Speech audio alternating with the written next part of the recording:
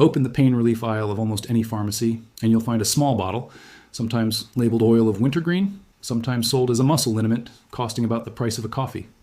Mechanics who work on vintage cars and audio techs who restore 40-year-old turntables have quietly used it for generations to bring hardened, cracked rubber back to life.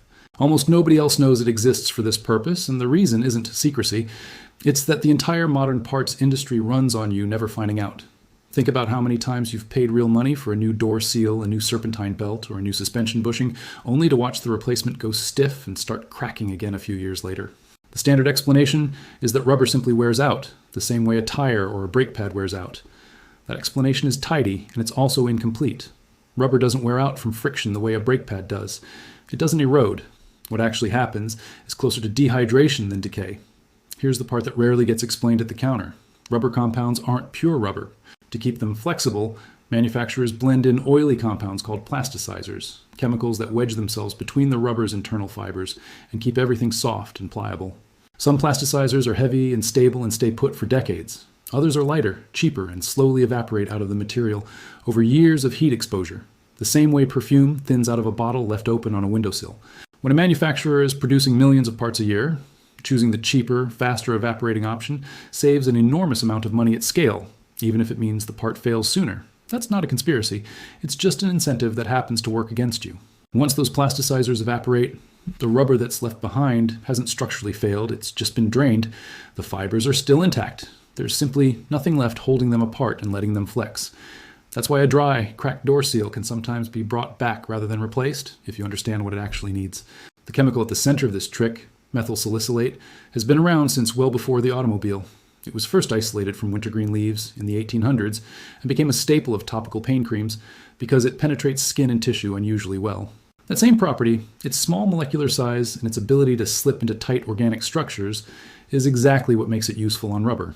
Instead of sitting on the surface the way a shiny tire dressing or a silicone spray does, it works its way down into the rubber itself. Here's a simple way to picture it. Imagine a kitchen sponge that's dried out on the counter for a few days. It's gone hard and brittle, and if you try to bend it, it cracks. Nothing about the sponge is broken. Run it under water for a few seconds, and it softens right back up because water floods back into the same pores that dried out. Rubber behaves almost identically, except instead of water, it needs an oily plasticizer, and instead of a running faucet, it needs something that can actually get that oil deep inside a dense cross-linked material. That's the job methyl salicylate does. Restoration hobbyists have leaned on this for longer than most people realize. Vintage stereo collectors use it to soften the rock-hard drive belts and idler wheels inside old turntables and tape decks, since exact replacement parts often don't exist anymore. Classic motorcycle owners use a similar approach on brittle carburetor intake boots that would otherwise mean sourcing a discontinued part. It's a niche trick, mostly passed around in restoration forums rather than auto parts stores, which is a large part of why it never made it into mainstream service manuals. There's no billing code for soak your door seal instead of buying a new one. If you want to try this on something like a door seal, the general approach mechanics and restorers use looks like this. Start by wiping the rubber down with isopropyl alcohol to clear away surface grime and road film, since a dirty surface blocks absorption. Then mix a small batch of 1 part oil of wintergreen with roughly 2 to 3 parts isopropyl alcohol, which helps carry it into the material rather than just sitting on top. Warm the rubber a little first, either with a few minutes of direct sun or hairdryer on low, since warm rubber is more porous. Brush the mixture on generously and let it sit, undisturbed, for a full day. Wipe away the residue afterward and flex the rubber. On rubber that's dried out but not physically shredded, you'll usually feel a real noticeable softening. Now for the part that matters more than the trick itself. Methyl salicylate is not something to treat casually. In concentrated form, it's genuinely toxic if ingested, even in small amounts, and it can irritate skin with repeated exposure.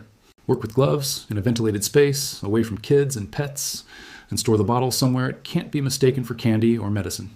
It's also not a miracle cure. It won't repair rubber that's already split or torn, and it's a temporary softening treatment rather than a permanent rebuild. Restorers typically reapply it every year or two rather than expecting it to last forever.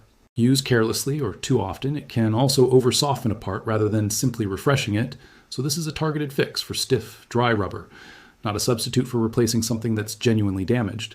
What this really comes down to is a small shift in how you look at a part that's gone hard and started cracking. The instinct the entire replacement industry has trained into all of us is to see stiff rubber as dead and reach straight for a new one.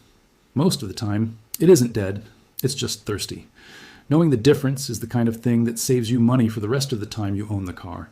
And it's exactly the kind of overlooked, unglamorous fix Hidden Fix Lab exists to dig up.